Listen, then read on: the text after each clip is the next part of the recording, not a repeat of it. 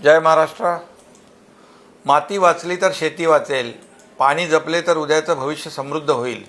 माजी मुख्यमंत्री स्वर्गीय सुधाकरराव नाईक साहेब यांच्या जयंतीनिमित्त 21 ऑगस्ट हा दिवस आपण राज्यभर जलसंधारण दिन म्हणून साजरा करत आहोत। या निमित्ताने मृद व जलसंधारण विभागाच्या वतीने राज्यभर वॉक फॉर वॉटर आयोजित करण्यात आली आहे। पाणी हा केवळ आजचा प्रश्न नाही, तो आपल्या पुढच्या पिढ्यांच्या भविष्याचा प्रश्न आहे। त्यामुळे जलसंधारणाची चळवळ ही केवळ शासनाची नव्हे तर प्रत्येक नागरिकाची चळवळ झाली पाहिजे। 15 ते 19 ऑगस्ट दरम्यान माती आणि जलसंधारण या विषयावरील रील चॅलेंज स्पर्धेचे आयोजन करण्यात आलेले आहे।